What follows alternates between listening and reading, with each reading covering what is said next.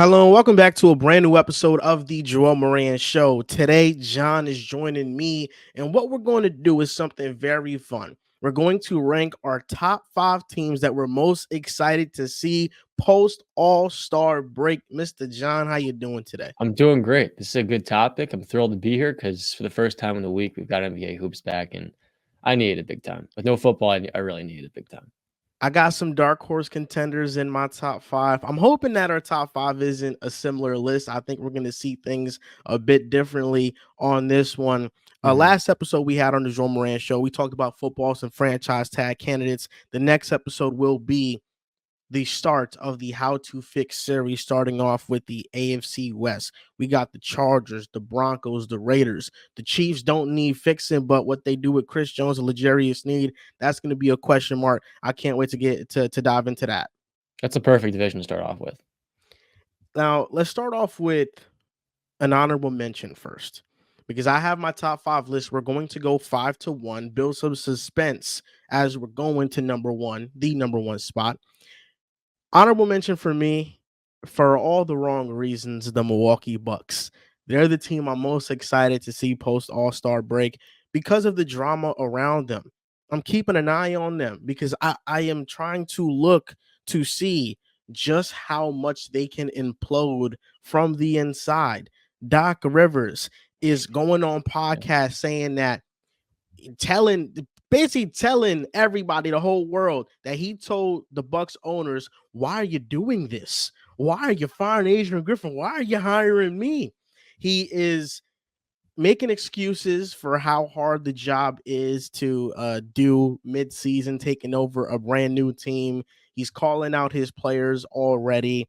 There's now a running meme that he's on a generational quote run, and people are just making up fake scenarios of Doc Rivers predicting things that people are just not believing. They're not buying. But yeah, my honorable mention is the Bucks. They're 3-7 with Doc Rivers, and the offense is much worse. The defense has gotten better, but at what cost?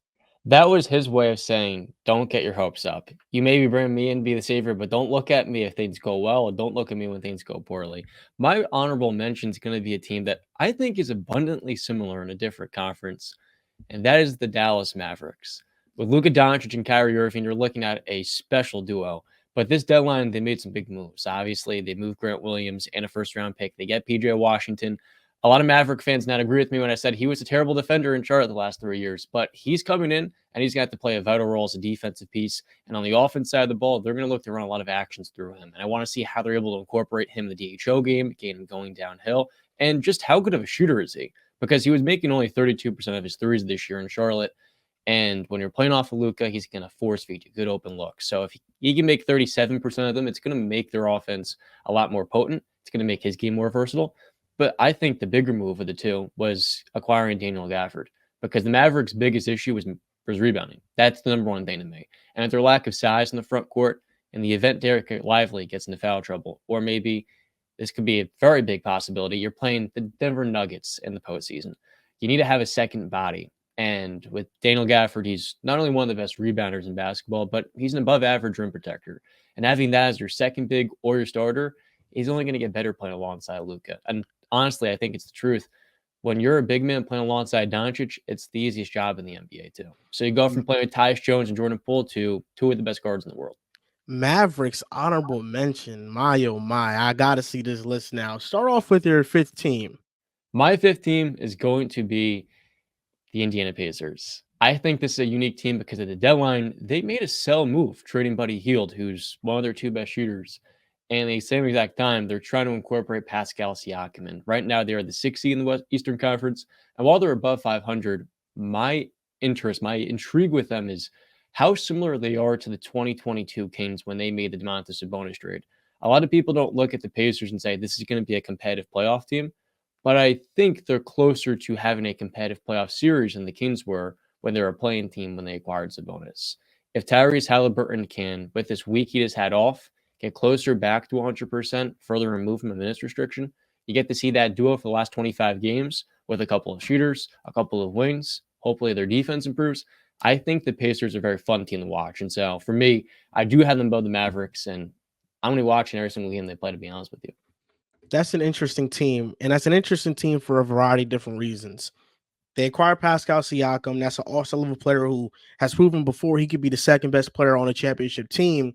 Damn But has. I feel like uh, Tyrese Halliburton start to the season was scorching hot, and it's kind of cooled off a bit because he got hurt, and you could tell he's playing through an injury right now. If he's healthy, I feel like we're kind of forgetting just how good this guy was. What he was doing on incredible efficiency, volume, his turnover to assist ratio was off the charts. I mean, this guy was the best point guard in the NBA. You could argue pure point guard because you got Yeah. some other hybrids like Luke and SGA in the league, but pure point guard, you could say it's Tyrese Halliburton. And in the playoffs, I think for them it's really dependent on matchups Right. because there's no doubt that Pascal makes them better. And I love the similarity between the Kings because it's a similar duo. You have two All NBA players, All NBA guard, All NBA forward / center. With the Mhm. Kings is Sabonis. He's an All NBA center. And I feel like the Kings could have went further in the playoffs had they not matched up with Golden State. I thought Golden State was a poor matchup for them only because they have Steph Curry, and with Steph Curry, things are so unpredictable. In game 7, he lit them up. With Yeah. the Pacers, it's all about the right matchup. And if they get the right matchup, they could advance. Right now, they're matched up with the Bucks, the 3 seed, and you said to yourself, "That's." I actually tweeted this a couple days ago, so I don't want to repeat myself. It's the same exact type of series where it's going to be offensive driven. You have the veteran team in the Bucks that's won a championship in the last 3 years, and then you have the new team that's just rebuilt so quickly. And I feel like Indiana is must see TV, but where I think last year the best playoff series we got was Kings Warriors, where that was number one. I think this year Bucks Pacers, kind of that in season tournament rematch, would also be at the top of the list. If that were to happen, I would pick the Pacers in that series. I understand the Bucks got Giannis and Dame, but it's something about Tyrese Halliburton and the Pacers and what they've been doing to the Bucks in the regular season. I feel like they kind of got their number, and in the playoffs, in a playoff setting, I mean, getting eliminated 2 times in a row in the first round for a team that has championship aspirations. I mean, what are we doing, Giannis? What are we doing, Dame? Come on, John. You're gonna have to answer those allegations on those star players' names if that happens again. To all of our listeners, this man is manifesting negativity. I can't believe it. I cannot believe it. You're manifesting a negative thing to happen. The Bucks to be eliminated in the first It's round. a negative thing for Bucks fans and supporters of Giannis and Dame, but it's a positive thing for the Pacers and Tyrese Halliburton and Pascal Siakam. It is, but there's no pressure on them to win this year, which is the nice part. And that's the interesting part of that. With the Bucks, you want to see them fail. That's the difference because this is their biggest and probably best chance to go back to the finals given the age of their team. So you don't think that's a 7-game series if it were to happen? Oh, I think it's 6 or 7, but it really depends. Are we getting Tyrese Halliburton those dropping 24 points on Mhm. 40% three-point shooting with 13 assists, or are we getting the Halliburton who's 85% of that? If you're not getting him at 100%, that could be a 5 or 6 gamer. But like My Alessa fifth said, team is I'm going with the Minnesota Timberwolves. I'm going with the first seed out in the West. I love watching this team play. And the headline for them post All-Star break is, can they maintain the number 1 seed in the NBA? I feel like throughout this season there have been some highs and lows. The question marks around this team is their offense, specifically their half court Mhm. offense, the turnover problem. But in the last 10 games, they have fixed things up. 5th in offensive rating, 1st in defensive rating, 16th in turnover percentage. This is a team that is taking care of the ball better. They're playing much more efficient on offense.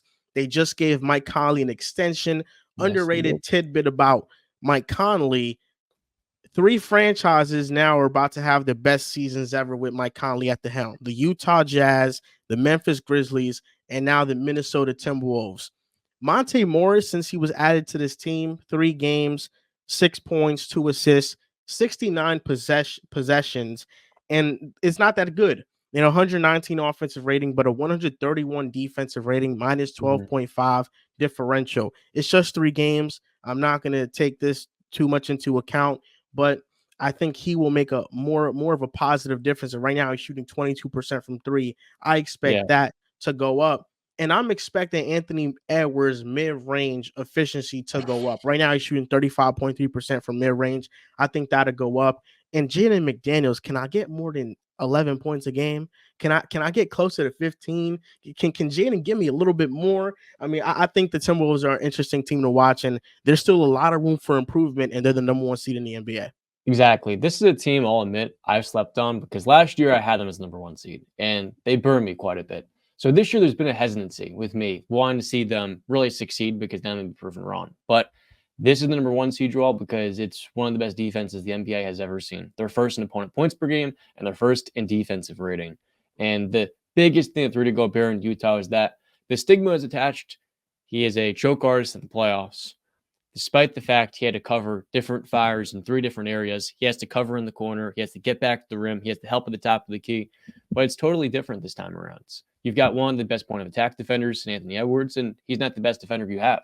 Jaden McDaniels, the last 2 years, has been an elite defender. And then off the bench, you've got Nikhil. And you may be surprised by this. Kyle Anderson has struggled this year offensively. Defensively is where he's pretty good. In the lineup where he plays alongside Rudy and Naz Reid, they're a plus 20 points. And to me, it's kind of odd because in the regular season, you would not think a lineup with Rudy, Slow-Mo, and a third big would really be that good. But defensively, their size, length, and chemistry all together the last year and a half playing together, it's made this a team with a very high floor. And this is the first time they're going to win a playoff series in my lifetime. I'm starting to get that vibe. I think they will too. Are they getting disrespected? Are the Timberwolves being disrespected? Because I was on FanDuel looking at NBA championship odds. Celtics plus 230, Nuggets plus 440, Clippers plus 500, Bucks plus 650, Suns plus 1400, the Knicks plus 2100. Number 7 is the Wolves at plus 2300. So Vegas thinks the Knicks, the Suns, the Bucks have a better shot to win a championship than the Timberwolves. I think they're right. I hate to be the one to say it, but the Knicks last year were a game away from the conference finals, and they improved more in the last year than the Timberwolves have to me. They're also in a conference to me that's thinner in competition and top end competition. So I think it's reasonable. OKC is tied with Cleveland at 2,500. You think that's disrespectful, John? I don't, because those are two, especially the Thunder offense and half court's elite. So I can understand you look at that and you say it could translate better to the postseason. And I'm one of the people. I don't have the Thunder in my top 5, spoiler alert, but it's because they're going to be a playoff team to me more so. I am very confident Shea and Jalen Williams are both going to perform in the playoffs. I have no doubt about that. My fear would be Chet. My fear would be Chet physically in the post. I'm a Knicks fan, you know this, but I think the Timberwolves have a better chance to win a championship than the Knicks. I think they're a better team than the Knicks. I love the Knicks, but I feel like the Timberwolves are being a little bit slept on right now. And I really want to talk about this part of the Timberwolves. Can you guess who I want to talk about? Take a wild guess. Anthony Edwards. It's not Anthony Edwards, It's surprisingly. It's not. I'm gonna shock you a little bit, John. It's Nikhil. I think Karl Anthony Towns has become the most underrated player in the NBA. He's been in the league for 9 seasons. He's been an all-star 4 times. He's been an all-NBA performer 2 times. He won Rookie of the Year. In 2 of his 9 seasons, he was hurt. So really, in 7 seasons, he's been an all-star more than half the time. He's been an all-NBA performer a quarter of the time. And all this dude has done, it has been drafted to dysfunction, the first overall pick. And whenever help was on the way, he had no ego. He set it aside and he deferred. When Jimmy Butler went to Minnesota, Karl Anthony Towns, who was averaging 25 and 12, took 14 shots a game. Since Anthony Edwards has ascended, Karl Anthony Towns has taken 15 shots a game. Karl Anthony Towns is not getting in the way of Anthony Edwards. He understands this is his team, and he's still giving you 22 points, 8 rebounds, a career high from 3, shooting 43.7%. He is one of the best bigs shooting ever in the history of the league. And the 2 years you look at where Minnesota had their best teams, it was the first year with Jimmy Butler. They were a top 5 seed before Jimmy Butler got hurt. And it's this year. And the Timberwolves are the first seed in the Western Conference. I think Karl Anthony Towns has become the most underrated player in the league because the way we talk about this guy, it's like he's just a role player. People were talking about trading him for garbage and scraps in the offseason. Like, this guy is an all-star. He's a great player. It comes down to expectations. 3 years ago in 2020, the conversation was Jokic, Embiid, or Cat long term. And Embiid and Jokic have both become MVPs, and Cat has basically plateaued as the 30th to 35th best player in the NBA. And because of where he was drafted, the team that he was drafted to, and the expectations that are placed on him, he is disappointing. And I think that really stems from his playoff performances. You were talking to me about this. If you look back statistically, he looks like an average playoff performer. But you think back to when they won the play-in game to get into the postseason in 2022. Memory serves, he played poorly, fouled out of the game, and wasn't even on the floor when they won. And then you look at more recent postseasons, more recent playoff series where he's been taken out because in today's NBA, it's a lot easier to defend bigs like him. You can stuff power forwards like Aaron Gordon or PJ Washington. Guys, that's okay. Now I'm starting to praise him. Guys that are really physical at the power forward spot because they can stay in front of a big off drives and then they're not really creating an advantage. Cat's main appeal is when he was playing the center position, and he has also had to change his game to play off Rudy Gobert at the power forward position, and that's a huge difference given the era we now play in. Cat does not have the same luxury on drive attempts as he once did 2 years ago. He doesn't, and he's adapted his game, and I don't think he gets enough credit for it. We talk about the playoff numbers. In the playoffs, he's averaging 18.6 points per game, 11 rebounds, 2 assists, 1 block, shooting 47% from the field and 33% from three. These aren't terrible numbers. And a series that often gets pointed to as a disaster for him for some reason was the series against the Grizzlies 2 years ago. But you look at the stats, he averaged 22 points, 11 rebounds, shot 49% from the field and 46% from three. And we look at that like a disaster. I feel like he gets unfairly criticized. And, there have been times I've been critical on Cat. And I think a main knock was, how good can a defense be if Cat is in the lineup? This year on 3,500 possessions, they have a 110.3 defense rating when he is on the court with any lineup. So Cat has been able to hold his own defensively. He's showing effort. He's making rotations. There's still going to be liabilities with him just because he's slow-footed. He can't guard on perimeter that well. But Cat has bought in, and I think he deserves recognition and credit for what he's doing on this team.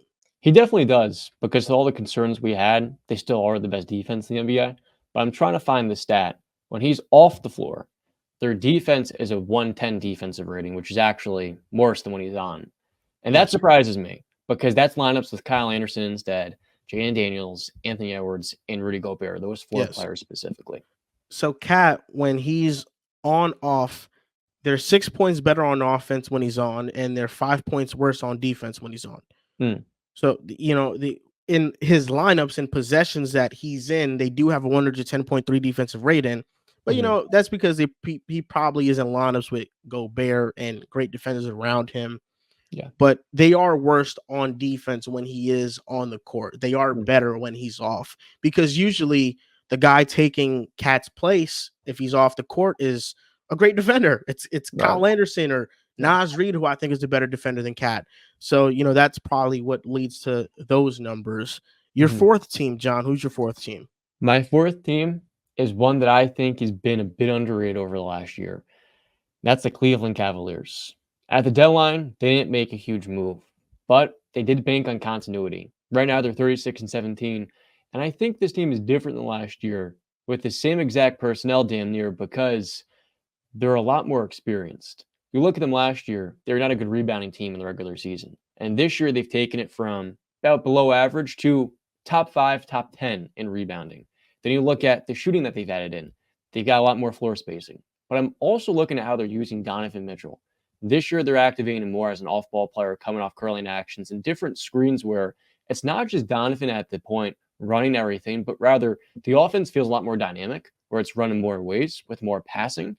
And I really feel like getting Darius Garland and Evan Mobley back healthy for the last 25 games of the year gives them that kind of continuity that last year they didn't quite have, because it was their first year playing together. And the year prior, when they missed the playoffs, they had a lot of injuries at the end of the year. I believe this is the year the Cavaliers not only win a playoff series, but I think this is the year they can make an Eastern Conference Finals push. You look at this East, and it's wide open after the Boston Celtics. And I feel like getting to lose in the way they did last year, it's going to prepare them this year. And these last 25 games, they've got a chance to really establish that number 2 seed over the Bucks, and the Knicks are 1 and 3 games behind, respectively. This is the most vulnerable the East will be, because you look at the teams at the top of the Eastern Conference. The Celtics, they got star players. They got Jason Tatum, superstar. The Bucks got star players, but there's just too many concerns and question marks around them.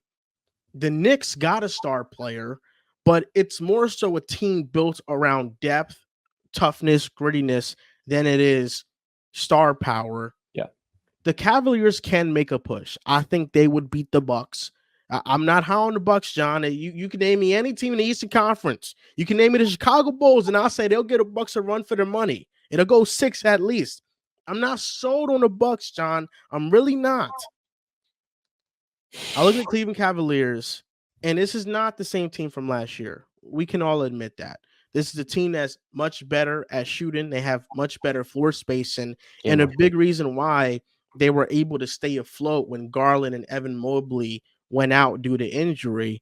It was one, because they had an easy schedule, but you still got to beat those teams that are not the toughest. And number 2, they had increased floor spacing, and it maximized what Donovan Mitchell can do on the offensive side of the ball. Now, if you want to talk about it further and elaborate on why you think this Cavaliers team is so different and some of the reasons for that, if you want to name specific players, you can. But tell me, what do you think, John? So last year, the biggest problem for them in that playoff series where they lost in 5 games was the glass. Josh Hart and Mitchell Robinson absolutely abused Evan Mobley, and even Jared Allen as well played it quite poorly. And so the question became, do you have to split up that front court tandem because they're not quite going to maximize their offense? At the same exact time in the playoffs, they're getting exposed. If you look at the numbers last year, in 2023, the Cavaliers were 22nd in offensive rebounding, 25th in defensive, and 25th in total rebounding. This year, the Cavaliers are 15th in offensive rebounding, so they're 7 spots higher.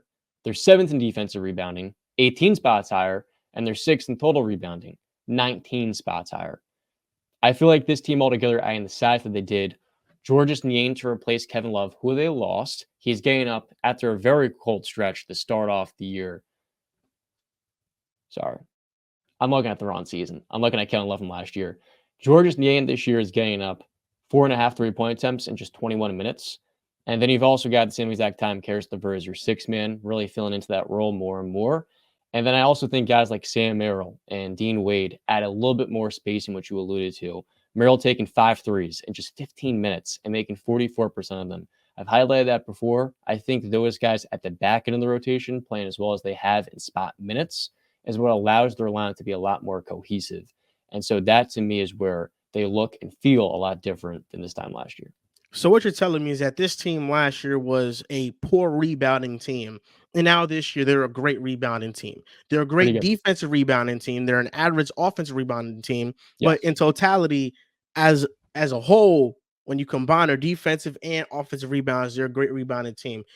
Mm-hmm. That's what they needed to do. And I think, it's an effort thing with them. You could tell that they're all locked in defensively. They look like one of the best defenses in the league. Yeah. My 4th team is the Knicks, the team that I'm most looking forward to see after the All-Star break, just because I think this is our opportunity to finally get healthy. Mm-hmm. We're getting back Isaiah Hartenstein, DiVincenzo, Boyan, who missed the last couple of games before All-Star break due to injury. OG still dealing with an elbow injury. Julius Randle dislocated shoulder. Mitchell Robinson, the boot is now off of his ankle, but he's still not running or jumping yet. Randle has been out since January 27th. Mitch has been out since December 8th. OG has been out since January 27th. The biggest piece here is OG. We need OG back healthy. And I will say this, just to continue this conversation in regards to the Cavaliers and where we have these teams in our respective spots, ranking the top 5 teams we're most excited to see post All-Star break. You have the Cavs at 4. I have the Knicks at 4. As a Knicks fan, I do not want to see the Cavaliers in the first round of the playoffs. As a Knicks fan, I don't want to see the Cavaliers in the playoffs at all, because I think this is a different team. I really do. And as much optimism as I've built up for the Knicks, injuries can hold us back. And right now we're dealing with a lot of them. And Yeah. I'm starting to grow more and more concerned that Julius Randle might need surgery on his shoulder Yeah. because it doesn't seem like he's looking too healthy. Yeah, and they never really gave clear report on that either, which is the number one concern for a guy who came in coming off an ankle surgery. Played quite poorly the first couple of weeks trying to get back. If Randall only has a week and a half or 2 weeks worth of games before getting to the postseason, and he plays poorly, you're now going to have to be forced to play him, and that makes it harder for Dante DiVincenzo and even a Bojan Bogdanovic to have a larger role where they are at their best. So I have the Knicks in my top five. I've got them notably higher than four. I think the biggest question with this team is just how does Bojan Bogdanovic find his role? Because over the last 4 years, he's been one of the perfect number fours, and even at times on number three on teams that have been the number one seed. You think back to the Jazz and teams in the postseason like the Pacers who have really overachieved. And then I look at Dante DiVincenzo over the last month and a half. After Emmanuel quickly was traded, he's become the best he's ever been in his career. And tonight they play in Philadelphia, where he played in school. And I'm feeling like the Knicks' year would be this season because of how wide open the Eastern Conference is. But it really comes down to three different pieces in OG, in Alec Burks, and Bojan Bogdanovic in midseason trades having to find their role in a lineup where the Knicks already have built their identity.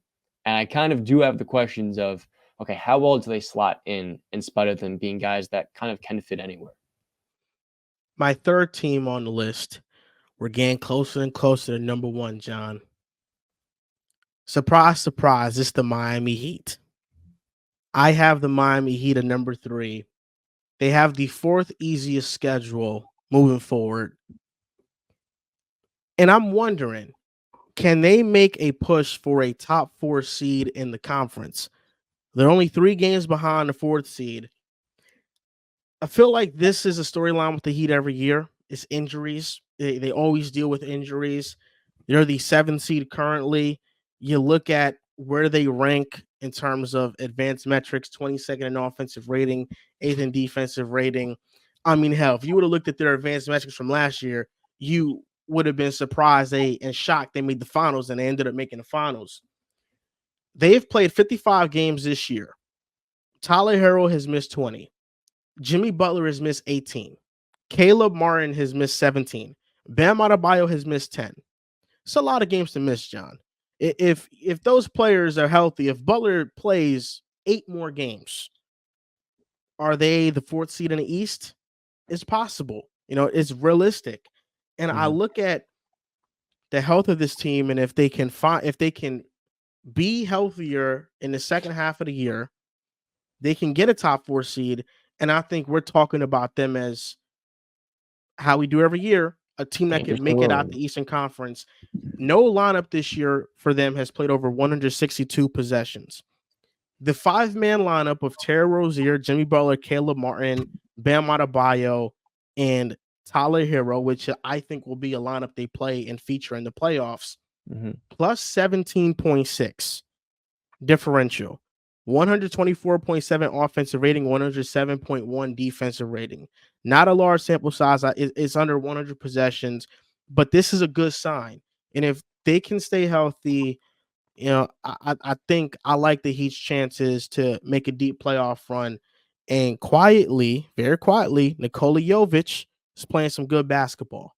And I think he's kind of been the dominant in the rough. Sorry to cut you off, but he's been the dominant in the rough in all these injuries have been piling up. It's given him an opportunity, and he currently leads every single Heat player with the best point differential, plus 12.2 differential when he's on the court.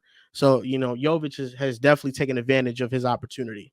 Without a doubt, he had a great game versus the Bucks before the break. It's like every single year we see this with Miami Heat. They come in, they start slow, they save their energy for the postseason. And we talk about teams in the Eastern Conference, we mention everybody but them. And I've been falling prone to this so many times because in the postseason, I basically wrote this team's in the offseason, I wrote this team's eulogy. But then the postseason, they write the haters' eulogy. And I feel like the Heat, the main appeal is how well they develop young talent. But we've seen them continue to delay the big trade. They didn't acquire Dame. They didn't acquire Harden. They didn't acquire Beal. They didn't acquire Mitchell. and they've continued to find players instead, Jaime Jaquez and Terry Rozier. And the questions become, can they just supplement the shot creation just enough with playoff Jimmy Butler to continue going on these runs? The Heat this year are 18th in net rating, which is better than last year where they had a negative net rating and made it to the NBA Finals. You look at the additions, the Heat went to the Finals last year, and now they add 3 of their 6 most important rotation players, Terry Rozier, Jaime Jaquez, and Tyler Hero, who played one half. And then you've also got Duncan Robinson, who's right back to that level he was at before getting the contract extension. So you compare the Heat then to now, this is a better team than last season. The differences are not in the spring yet. And the question becomes, can we see Jimmy Butler for a third year take his game to a superstar level in the postseason? Because I believe we can, but I just got to wonder how much gas left in the tank after he dropped 45 points in a round one series and then got injured, and we didn't see that same player after, of course. It was unfortunate the way he got injured. It was rolled ankle, Josh Hart defending him. Probably doesn't happen if that same exact type of play happens. It doesn't. It was just unlucky. It was unfortunate. He was going on a hell of a run. I mean, we don't know. With the Heat, they're unpredictable in the sense that players perform so far above their initial expectations in the playoffs that we can't write them out. But I also think that on the flip side, we can't also just fully and blindly invest into them because there are teams that have more star power and they're more top heavy than Miami. And these injuries do start to pile up for them. But I'm excited to see how they play in the second half of the season. I think they can make some noise. But at this point, are the Heat the one exception to star power? Last year, the Celtics had more. The Bucks most definitely had more. And we saw them lose Tyler Hero and still really take care of those teams with ease. And I'm saying this as somebody who, again, absolutely destroyed them for not acquiring Dean. I think you're right. And I'd be willing to make that exception for them. Listen, man, if the Celtics don't win the championship this year, there's going to be some conversations because this is the most talented team in the NBA. And I know I keep on saying it, but people are having these debates on who's the face of the NBA after these legends and KD, LeBron, and Steph retire. Mm-hmm. And to be the face of the NBA, what do you have to be? You have to win. It doesn't matter what your stats are. You have to win. And is there a superstar player in a better position to win than Jason Tatum? Is there a better player is there a better player in the position that Jason Tatum is in right now? That, I mean, the opportunity you have in front of you, you have the best team in the NBA. You have the most top-heavy roster in the NBA. You have depth. You have a coach who everybody's telling me is a great coach. He's a great coach too. You're in the easier conference. It's for the taking. If Jason Tatum wants to be the face of the NBA, it's right there for the taking. It's right there. The situation he's in right now, really for the last 3 years, because 3 years ago when the Warriors, they faced the Warriors in the finals, was it 2 years ago? One of those two. When they faced the Warriors in the finals, they were favored. They were favored to win the championship that year. Last season, who was favored to win the championship coming into the season? It was the Boston Celtics. We're now running on 3 years in a row where the Celtics have been favored to win the NBA championship. They have had the better rosters. You got to get the job done. If they don't win this year, I know they're still young and they'll have years to win, but the questions start growing and growing. Yes. And it is eventually, it's like, when are you going to do it? And we've talked about that because you've built the best team to me since the 2019 Toronto Raptors in terms of supporting a star player. You have 2 all-stars at center and small forward. You have 2 borderline all-star caliber players in the backcourt. You have Al Horford coming off the bench. And I feel like we all forget this. Al Horford shut down a league MVP and has shot 40% from deep as a center the last 2 years. He's not even starting for this team. You've got Sam Hauser, who's making 41% of his threes, one of the best shooters. He's a capable defender. And then you look down the roster further. Xavier Tillman, Peyton Pritchard. That's 7 to 9 guys deep, but the starting lineup is perfectly orchestrated, much like that Toronto team with Kawhi, where you have every single thing you could ask for. Every player minus Jrue Holiday and Al is in the middle of their primes. Porzingis is the perfect example. This year he's been a top 35 player. I'll be a little more lenient. And then you look at the finances. because of how much they're committing to their starting lineup, it's going to be really challenging to keep this team long-term down the line. And this will be the best team Jason Tatum ever has in the postseason. The reason people like me and you as well don't have him in our top 5 NBA players is because in the postseason, he leaves doubt and questions. Luka Doncic never leaves doubt and questions. Steph Curry rarely leaves doubt or any questions. Jason Tatum does more often than any other player in the top 10. This was something Jack was highlighting. Tatum could have a 50-point Game 7 performance, and then the next series, he starts off going 8 of 24 and 7 of 21 in games 1 and 2, and the Boston Celtics lose home court advantage. And then the Celtics find themselves in a rut, and we enter the same exact state. They can be an amazing regular season team. But if Jason Tatum's going to enter the conversation of guys like Luka, I think he has to maximize this window by winning a championship because no other player in the NBA, even Jokic, has a supporting cast this good. Winning bias is so prevalent in the NBA right now. And listen, Jason Tatum can win a championship. That wouldn't change my opinion on if certain players are better than him that don't have a championship, because I think Luka is Luka. SGA is now climbing into a tier where SGA, I mean, he's performing at an all NBA level, and the efficiency he's doing it on is something that I haven't seen from Tatum. But with Jason Tatum, because winning bias is so prevalent, if he wins a championship, for 90% of NBA fans, he has now separated himself from the Lukas and the SGAs until they win as well. Yeah. There will still be criticism on Jason Tatum. He did it with a super team, whatever. That doesn't matter. The point is that he's won a championship and he's a consistent all NBA performer who finishes top 10 in MVP voting. And he's been a top 10 player for the last couple of years. That would separate him.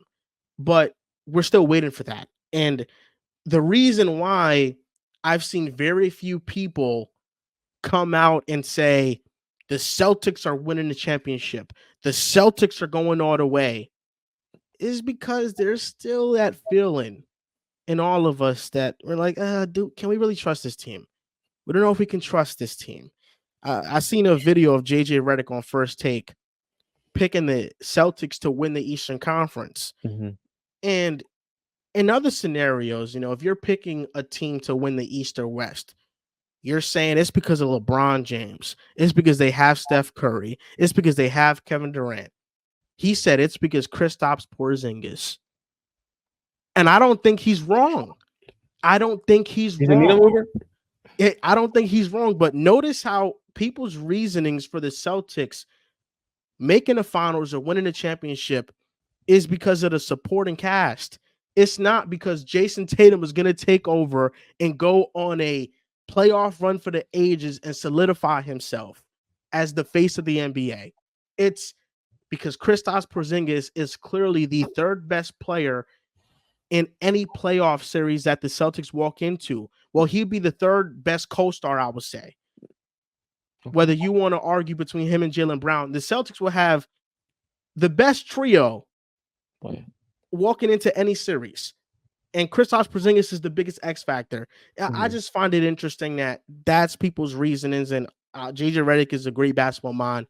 So I'm not giving pushback on his take at all. I'm just saying that there's so much hesitancy around the Boston Celtics. And they got to win it this year. They got to win it this year because this is by far the best roster in the NBA. Without it's the best team. I think, would you say this is the best team since the Warriors, 2018? This year's Celtics might be the best team assembled since the Warriors. It really might be. The Raptors give them a run for their money, the 2019 Raptors. I agree. But the difference is that the 2019 Raptors were built on depth, not star power. Kawhi Leonard was a clear-cut star. Pascal Siakam was most improved player, not an all-star. He was 16-8 in a regular season, but he wasn't a real legit all-star. You can argue Kyle Lowry's in there, but it's Kawhi, Kyle Lowry, Pascal Siakam, Marc Gasol, Serge Ibaka, Norman Powell, Fred VanVleet, Danny Green. Clearly, the depth on the team off the charts. OG, but he didn't really play in the playoff round. I think he was hurt throughout the season. Yeah. Clearly the best depth. But when we talk about the Boston Celtics, Jason Tatum, all-star. Jaylen Brown, all-star. Kristaps Porzingis, all-star, in my opinion, all-star caliber. Yeah. Drew Holiday has dropped off a little bit, but still, Just an all-star. all-star caliber level player, just was an all-star. Derek White, who everybody's pushing as an all-star, and even if he's not, he's a top 3 role player in the NBA. Al Horford, one of the best bench bigs for a team. I mean, yes, I mean this roster is loaded. It's the best built roster in recent memory. Brad Stevens might be a better GM than coach. And that's saying something because he was a great coach. Yeah. Who's your third team, John? Okay. My third team, the team that you don't like, the 35-21. They're the 3rd seed in the Eastern Conference. Oh, the Bucks. The Milwaukee Bucks. Oh, man. Give me a break. This is a team at the deadline that made one move. They acquired Patrick Beverley. He's been in the news recently defending his new coach in Doc Rivers, who definitely has some demons to really ward off in the postseason. My questions with the Bucks are about one player. That's Damian Lillard. Because when the Bucks acquired him, I had a proclamation: this team is going to the finals. Under the expectation, Milwaukee would get Damian Lillard from 2023. The one who dropped 32 points a game, led an elite offense when he was on the floor, 7.5 assists, 65% true shooting because he was a elite, you could say, he was a superstar last year. But in Milwaukee this year, he has not been the same player. There have been some changes in his personal life, none of our business. He's in a brand new environment after giving everything he had to Portland. I can't deny the fact he went pedal to the metal, and so he gave Portland everything he had. How much is left in the tank? That is my question. Because with the Bucks, when they made that move, we knew one thing: you're probably not going to get the same level of play from Chris Middleton, and Brook Lopez is not going to be able to replicate the defensive play that he's had in past seasons. What this team needs is Damian Lillard to take his game back to the level he was once at. Can he do that as a number 2? You would be optimistic he can, but this team's running out of time. They've got a lot of drama ahead if they don't get it done, but they've also got a lot of upside to me because they have good role players like Bobby Portis and Malik Beasley to make this offense damn near unstoppable. But it's only if Damian Lillard gets back to that All-NBA level. You're a nice guy, John. You're a nice guy. You have a soft spot for Damian Lillard. You're giving this guy passes at every single turn. Hell, I think if Damian Lillard was driving a car, you would remove stop signs for him on the streets. You would let him speed through, no consequences. Because the truth is, with every superstar player, if they don't mesh well with an opposing star player, I feel like narratives start to build, don't they? James Harden can't play with Dwight Howard. He ran Chris Paul out of town. Luka can't play with Jalen Brunson or Kristaps Porzingis. Fair or unfair, these narratives start to build. With Dame, it's been awfully quiet. Everybody's just saying he's struggling. But, I mean, are we going to start asking the question, this guy can't play with a co-star? Everybody begging Dame to finally get a co-star. He finally gets one. He can't play with him properly. I mean, come on, John. Let's be honest here. I don't think the Bucks are doing anything. I don't even know why you're excited to watch them in the second half of the season. I'm excited to watch how they implode, John. That's why they were my honorable mention. You're actually building up some optimism for this team. I feel bad because you will be let down by this team. Just remember, I said this February 22nd, 2024 at 3:44 p.m. Eastern time. You will be let down by the Milwaukee Bucks. I'm excited to watch them because they're a top 5 offense, but 2 superstars that I enjoy watching, including Giannis, even if his game might be ugly at times. And also because I believe their defense can improve a lot, given their front court. And personally, I think the number one concern with the Bucks to me is just Doc Rivers. There's no reason I would trust him in the playoff crucible, but I do trust their stars. Yeah, I mean, that's a question mark. Next question is, how does Dame perform outside the first round? If he can get out the first round this time, he might, he's got it strapped up in the first round before by the Pelicans, if you don't remember. That happened. That was and Anthony Davis.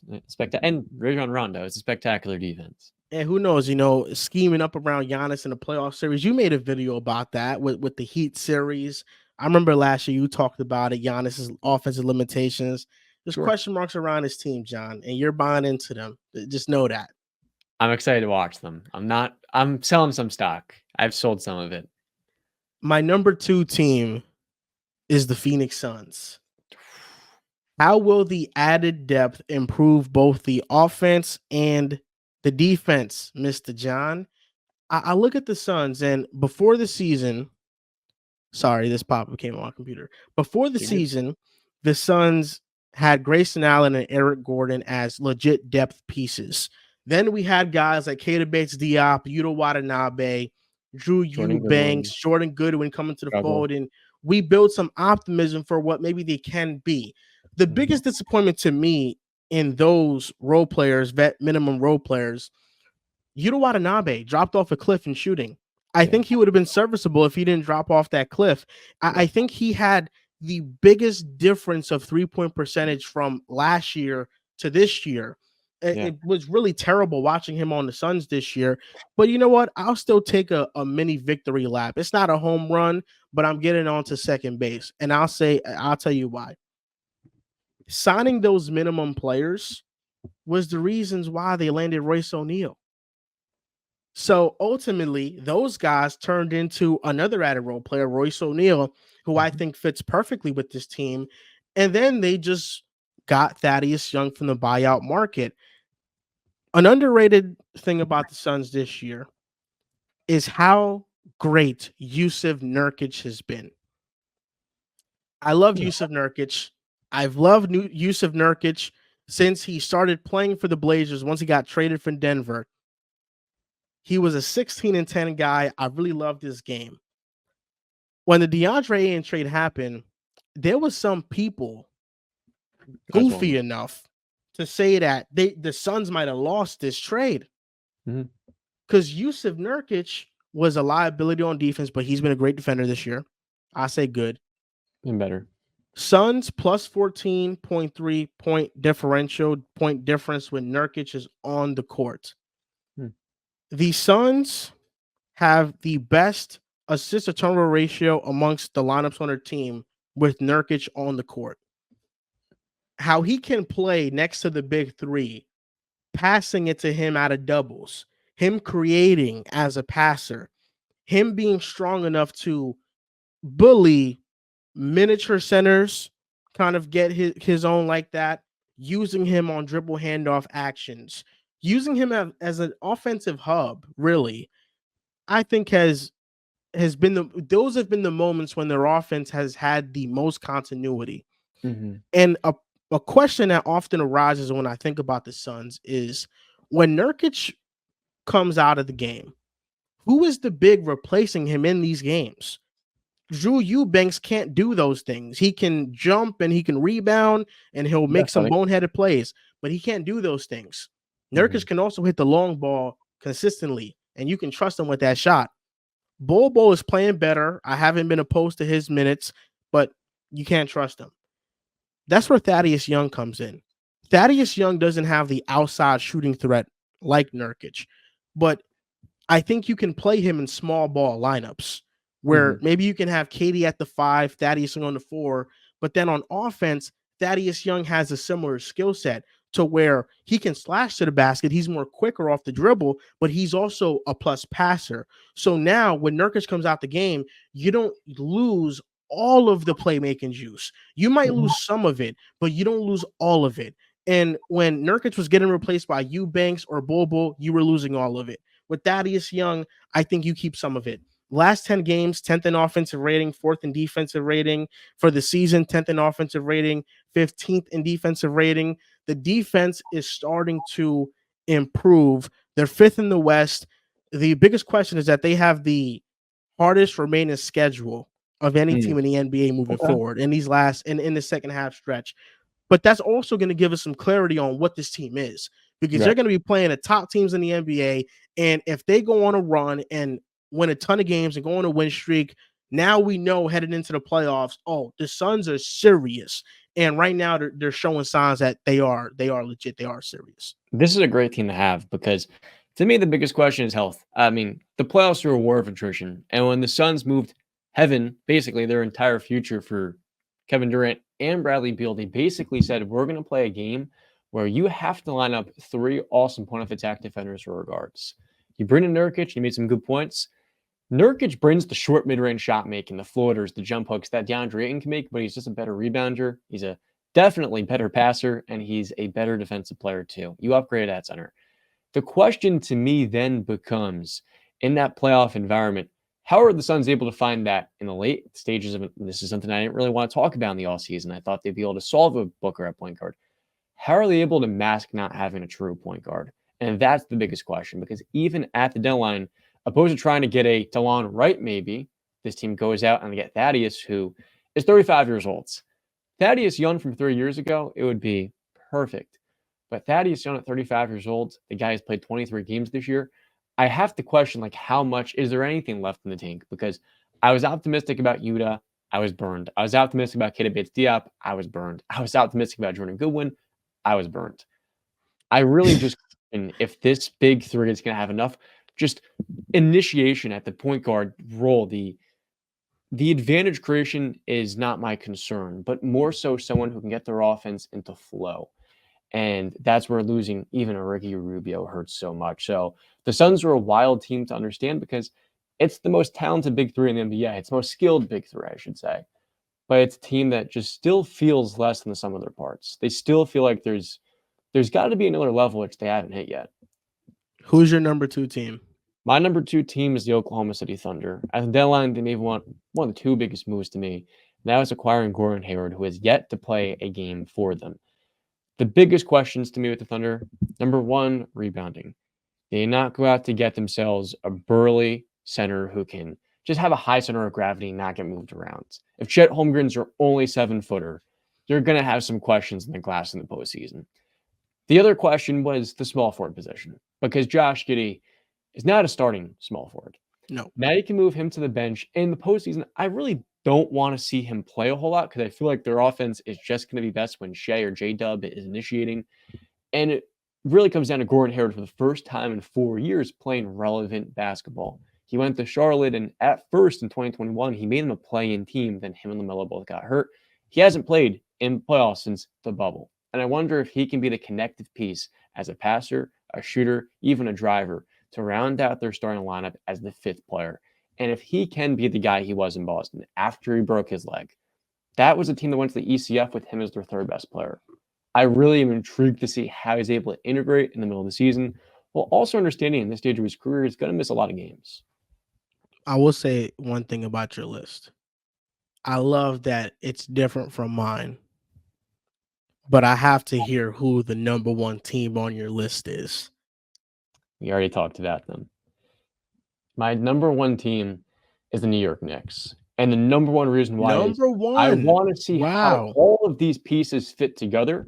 Because, like I was saying before, I don't know if Julius Randle's going to get enough time playing with Bojan, Dante, OG, and Alec Burks. And though he's played with Burks a couple of years ago, just a year and a half ago, the question becomes, Knicks have built their most talented team to me in my lifetime. High bar, I know. But it might be the most talented Knicks team since they went to the finals and won it in 74. So my question is, do the Knicks have enough time to build the continuity as a group to go on a deep playoff run? Because the Knicks have been so devoid of talent the last couple of years, even when they made the playoffs, they had nobody outside Derrick Rose to create offense as the Hawks. It feels like the energy has completely shifted, and it's a great time to be a Knicks fan. So I've got them at number 1. Wow, John. Knicks at number 1. I appreciate the respect. I do. Not only did you sub my number 2 team off your list, I did. You snubbed my number 1 team off your list. Who was it? The number 1 team that I'm most looking forward to see post All-Star break. Easy home run, the Dallas Mavericks. The number 1 team I'm most looking forward to see. You know, I got the Luka Doncic jersey right behind me. I'm a Luka Doncic fan, not a Mavericks fan. I'm a Knicks fan, but I'm a Luka fan. 32-23. They're the 7th seed in the West right now.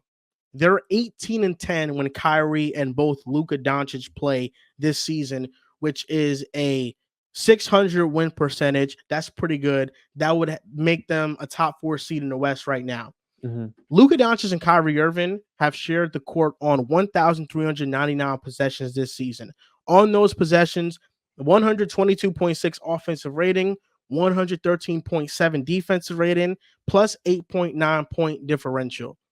They are one of the top duos in basketball. When they are on the court, they get elite output. These numbers terrify me, though. It, do you have a clue of what they might be, what they might be centered around? I'm gonna guess it's Luka and Kyrie's on-off splits.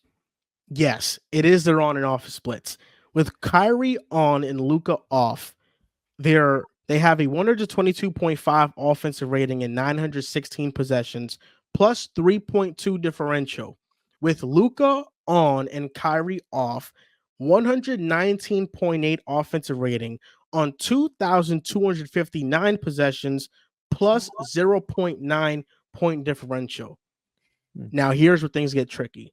With both of them off, a 104.6 offensive rating and 672 possessions, a minus 10.3 differential. At all times, Jason Kidd has to find a way to make sure at least one of Kyrie and Luka are on the court. I don't think it would help much, but I think it would help a little bit if Dante Exum was healthy, because I think he's the only other guy that can create somewhat off the dribble. Exactly, dribble. He's the only other guy. But I'm excited to see this team, John, because first half of the season was brutal to them when it comes to injuries. Yeah. Kyrie missed 22 games, Lively missed 18, Kleba missed 36, and Dante Exum missed 23. Dante Exum this year, if you've been watching the Mavericks, has been one of the better role players in the league. He really has. It's as simple as that. Derek Lively as a rookie has exceeded expectations, and he's already been so impactful both as a defender and rebounder and as a lob threat. Kleba, we know, excels at his role, and missing him for 36 games, that was a big hit. And not having your co-star for 22 games, we're talking about Luka at times has had to really carry some terrible surrounding parts to victories this season. And that's why his averages look so crazy. But if this team can get healthy, if this team can start getting on a little bit of a roll, they're the 7th seed now. And today we're recording this on the Thursday. They face the Suns later. They're the 5th seed in the West. If the Mavericks can slowly move up those standings, secure a top 5 seed in the Western Conference, I really like their chances of being a dark horse team in the West and going on a playoff run. I totally agree. And it's because of the number one guy that they have, but it does feel like Kyrie's in the perfect place to be. And that's where I really start to look at it as, okay, this is the same exact team as they had in 2022 when they went to the WCF, but they might have an even higher ceiling. And the reason why, Luka's better, the supporting cast is deeper. And at the end of the day, I think that the front office has done a very good job over the last year, just closing out a rotation that not too long ago saw JaVale McGee and a bunch of other, Dwight Powell, a bunch of other no-names at center. And now they've really cobbled together an average front court, and that's probably good enough. And you mentioned before the additions they made with Daniel Gafford, with PJ Washington. If PJ Washington can shoot just a little bit better, then I feel like it raised the ceiling that much more. Because in Charlotte, he didn't shoot that well. Probably getting a different diet of shots. In Dallas, with shots that have a better percentage of going in, can he shoot a better percentage? Hopefully he can. But I like that they added somebody that's athletic and that at least has the potential to guard other teams' best perimeter players. And in the short time he's been in Dallas, not a huge sample size, their defense has been elite when he has been on the court. And I love Daniel Gafford. Daniel Gafford has always been one of those ball knower players. If you know how good he is, you're really watching, because he's been solid in Washington for a while. Solid's a great word. And I think he's been even better. I think he's been even better than solid. Rounding out our top 5 teams that we're most excited to see post All-Star break, the 5 that I'm most excited to see post All-Star break: number 1, the Dallas Mavericks; number 2, the Phoenix Suns; number 3, the Miami Heat; number 4, the New York Knicks; and number 5, the Minnesota Timberwolves. The 5 teams I'm most excited to see post All-Star break: number 1, the New York Knicks; number 2, the Oklahoma City Thunder; number 3, the Milwaukee Bucks; number 4, the Cleveland Cavaliers. They made no moves, but I'm okay with it. And number 5, the Indiana Pacers. And that's going to do it for this episode of the Joel Moran Show. I want to shout out John for coming on as always. And man, I love the theme of this episode. We got another episode down the line in store that we're going to do as we get closer to the playoffs. But man, oh man, there's a lot of things to be excited about in the NBA right now. Perfect time of the year. Thank you for having me.